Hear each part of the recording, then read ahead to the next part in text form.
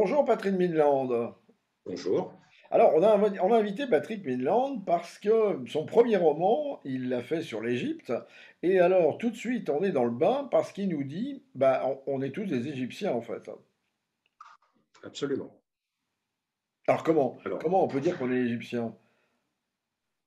comment on peut dire qu'on a hérité de cette tradition égyptienne que les Grecs ont rapportée au travers de leurs petits et grands mystères?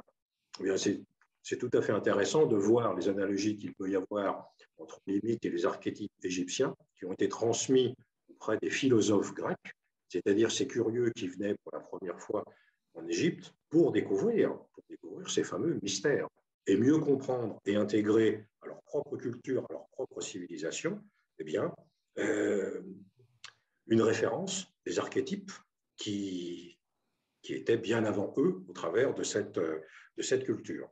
Donc il y a une transmission entre l'Égypte ancienne, entre les Coptes, entre les Grecs, et comme on a fait le tour de la Méditerranée, qu'on appelait à l'époque la Grande Verte, eh bien on a retrouvé donc à la fois à Constantinople et à Rome, au travers de nos religions, le fait de récupérer une partie de cette connaissance, de ce savoir, de ces fameux mystères dont on parle toujours aujourd'hui. Alors, est-ce que Que tu lorsque peux nous donner un exemple justement de ces mystères ou un exemple de projection de ces mystères dans notre vie occidentale? Alors, elle est à la fois religieuse, car l'exemple qui me vient immédiatement, c'est le fait de voir Marie et l'enfant Jésus. On voit tout de suite dans le cas d'une représentation statuaire, eh bien, il y a des représentations statuaires entre Isis et son fils Horus, qui, lorsque l'on met les deux statues l'une à côté de l'autre, se ressemblent d'une manière étonnante. Sauf que l'une a 2500 ans de plus que l'autre. On vous retrouve un certain nombre de dictons, un certain nombre de références au travers des fameux proverbes. Et on va retrouver donc des liens plus ou moins ténus, plus ou moins visibles, à découvrir, puisque cherche et tu trouveras, virgule peut-être, un certain nombre d'analogies, un certain nombre de correspondances. Et ce qui fait que, au travers donc, de notre quotidien, au travers de ce qu'on utilise tous les jours, on peut retrouver des traces à la fois dans cette Rome antique, dans cette Grèce antique, mais aussi dans cette Égypte ancienne. Alors, L'Égypte la ancienne, religion judéo-chrétienne, elle vient du mythe d'Osiris alors finalement. non, on ne va pas dire ça. Non, non, Non, on ne quand va même pas dire pas. ça. Non, non, quand même pas, quand même pas. Mais il y a des traces, je dirais, de communicants. C'est à l'exemple même d'ailleurs en Mésopotamie, où on a retrouvé donc les fameuses tablettes de Gilgamesh, où on parle à la fois du déluge et on parle également donc de l'enfant qui est sauvé par le fait donc d'une invasion au travers du royaume, et l'enfant est sauvé donc dans un panier d'osier sur le fleuve sacré l'Euphrate. Donc ça rappelle terriblement un Ah certain oui, nombre de références, voilà, dans d'autres des épisodes et bien dans sûr. d'autres contextes. Alors, Et ça dit que ce pourquoi tu as sont. eu envie d'écrire ce livre? Pourquoi, qu'est-ce qui t'a pris à te mêler comme ça au mystère égyptien? Alors, d'une part, c'est à la fois la curiosité et l'étonnement. La curiosité de découvrir un certain nombre oui, d'analogies, de Lego qui s'emboîtent les uns dans les autres et pour lesquels on ne parle jamais, ou on n'ose pas parler. Alors effectivement, c'est un petit peu donc l'approche donc, de l'archéologue et de l'égyptologue qui va faire un constat, un diagnostic. Il va découvrir une pyramide, un mastaba, un cénotaphe, peu importe.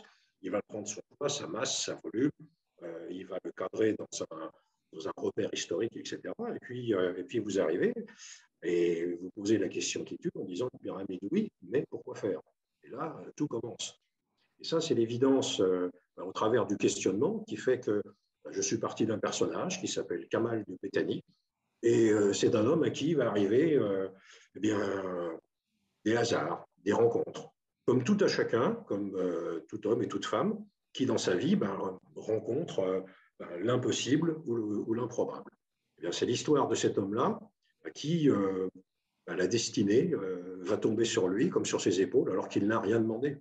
Il n'est au départ qu'un léviator. Un léviator, c'est quoi? C'est à la fois un lévite, donc un gardien de son tabernacle, okay, dans le cas de sa tribu sémite, qui va s'installer dans une ville qui s'appelle Marie. Alors, Marie sans E, hein.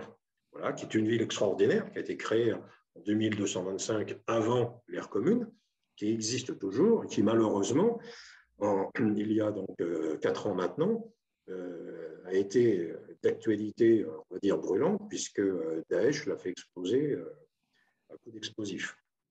Alors, pour des raisons à la fois historiques, évidemment, et religieuses. Et donc, dans cette ville, cet homme va, va utiliser donc à la fois son pouvoir parce que c'est un soldat, c'est d'abord un soldat, okay, mais c'est aussi un lévite. Donc, un premier potentiel au travers eh bien, d'une recherche peut-être plus intérieure, plus personnelle. Alors ça, c'est Et justement, c'est l'apparence. C'est l'apparence, mais est-ce qu'il fait pas un parcours initiatique, en fait? totalement, c'est totalement un parcours initiatique que je vous invite à partager d'une manière très simple, très ouverte, et qui, au fil donc, des chapitres, permet donc au lecteur, à différents degrés donc, de lecture, okay, de s'imprégner de cette culture égyptienne, de ces fameux petits et grands mystères égyptiens, au travers d'un homme qui pourrait vous ressembler comme vous et moi. C'est un phénomène d'identification, mais d'identification où c'est un ami, un voisin, quelqu'un qui partage quelque chose d'assez surprenant, voire d'incroyable. Alors, Bien sûr, le livre est riche, pas toujours facile à lire, je reconnais, mais il y a quelque chose que j'aime beaucoup, moi, que j'appellerais, ça me rappelle un petit peu le puits des ostraca qu'on trouve à Luxor, ouais. et que je regrette toujours de ne pas en avoir ramené des ostraca, mais ça c'est une autre question. Eh bien, on trouve en bas de chaque page pratiquement des ostraca, c'est-à-dire des petites notes qui nous parlent et qui nous apprennent énormément de choses. Et ça, rien que pour ça, je pense qu'il faudrait presque lire le livre, parce que c'est vraiment une mine de renseignements d'une manière très simple et qui nous apporte énormément de choses. C'est un des objectifs donc, que je voulais partager, c'est-à-dire que derrière le roman, il y a effectivement des faits, des personnages, des lieux, des événements qui se sont déroulés et qui sont tous vrais, alors, qui sont raccommodés au fil de l'histoire, bien sûr, pour avoir une certaine cohérence. Et puis pour compléter donc à la fois l'information, j'ai souhaité avoir donc un certain nombre de notes de bas de page, qui ne sont pas les notes de bas de page, on va dire, ronflantes ou qui font sommeiller. Parce qu'en général, on les lit une fois, puis après on la laisse tomber. Non, non, là, ce que j'ai voulu, c'est que chaque note de bas de page renvoie à une surprise, à un étonnement, en disant, tiens, je ne savais pas.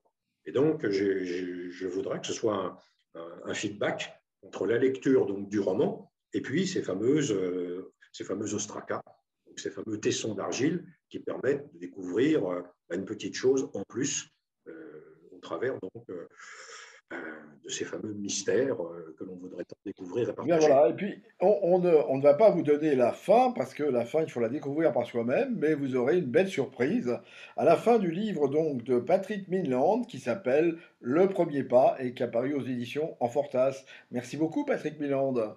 Merci à vous, à très bientôt. Au revoir.